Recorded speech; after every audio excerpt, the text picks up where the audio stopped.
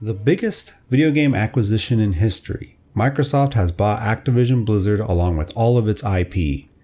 With recent news coming out that Sony's stock prices have gone down, albeit temporarily, as well as Phil Spencer, the CEO of Microsoft Gaming, saying he's willing to revive some of Activision's old IPs such as Guitar Hero and Spyro. See, there is a growing problem among big studios being obsessed with quarterly earnings, that is, a consistent increase in stock prices. And for this reason, many big studios let old intellectual property die. Because many games need years of development in order to pay off, achieving these quarterly gains is difficult without having a consistent moneymaker come out every year. Hence, from Activision's point of view, that is why many of the game studios that used to make their own games have now been funneled into support studios for things like Call of Duty.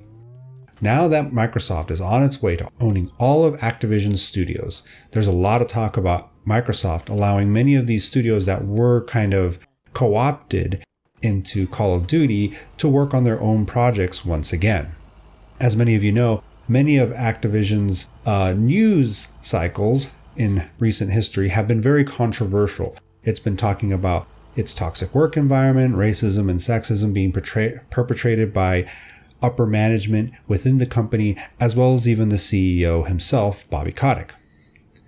And it has been confirmed by many sources that Bobby will step down as CEO once the deal is finalized in about June or July 2023. Many of these financial dealings require a lot of time and a lot of legal background work. But this acquisition from Microsoft really raises three big questions about what this deal's effect will be within the gaming community. The first one being, can Microsoft regain the trust among Activision Blizzard's developers?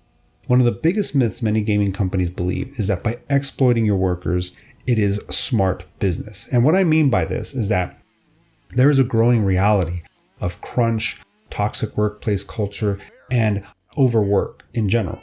And all of these factors affect morale, productivity, and even talent acquisition, the ability to get workers to come work for your company. There is a ton of research out there from multiple different fields, not just gaming, that clearly demonstrate that overworking your employees greatly reduces productivity. The main reason most companies ignore this research is because it's quite inconvenient, and it's much better to say, hey, just have them work more, and they don't have to actually sit there and be on the ground as these workers essentially overwork themselves, in some cases to their detriment of their own health. And so there is a reason why other companies are starting to switch to a 4-day work week, clear work schedule, paid overtime, all these sorts of things, because it makes workers more productive and it makes them experience less burnout. It also boosts creativity and helps increase the profitability of any product in reality. And it benefits the company not to overwork employees. Now, while most studios struggle with things like overwork, the big thing about Activision is its toxic workplace culture. And anyone who has had a job or volunteered for a company that has had a toxic boss or even toxic coworkers, they know that it makes you feel drained at the end of the day when coming home. It is very clearly another way of making employees less productive. And not only does it make workers less productive, but it also makes it harder to recruit people to want to join your workplace. If your workplace has a reputation for being toxic, then less people will want to work for that workplace. And there have already been some news articles lately that are discussing how Activision was starting to face a recruitment problem. It was not able to bring in talent because of the sexual assault and toxic workplace allegations, basically making it unattractive to work there. There is always a cost based to being a jerk. And in this climate of workers demanding better conditions in workplaces, employers are going to have to keep up with these demands. And if they want to recruit the best talent that's out there, there are already major strides being made in order to unionize across the gaming industry. And the research on unions has been pretty clear that they mostly benefit workers greatly. And the reason why I say mostly is because there are some studies that contradict that, but I have never found their data to be very good. They're very few and far between, and a lot of the time they have problems with their methodology. And this is the thing that I'm most interested in seeing, how Microsoft will handle the bad actors within Activision and Blizzard, and how will it react to unionization efforts. The second major question is, will Microsoft take full advantage of the IP gains? I think this is the easiest question to answer. It's a yes, without a doubt, a yes.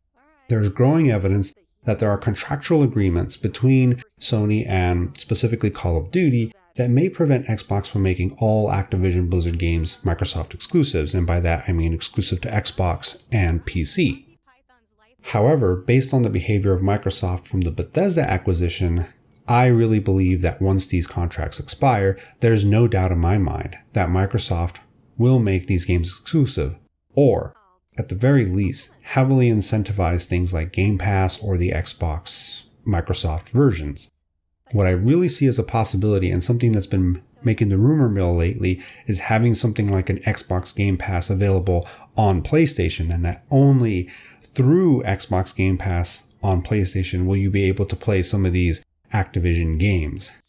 Now, the culture of Sony's management has not really been that open to collaboration between other manufacturers such as Xbox and Nintendo, so I really think that's going to be a hard sell, but if they want to keep that Call of Duty money, they may have to make such a deal like that.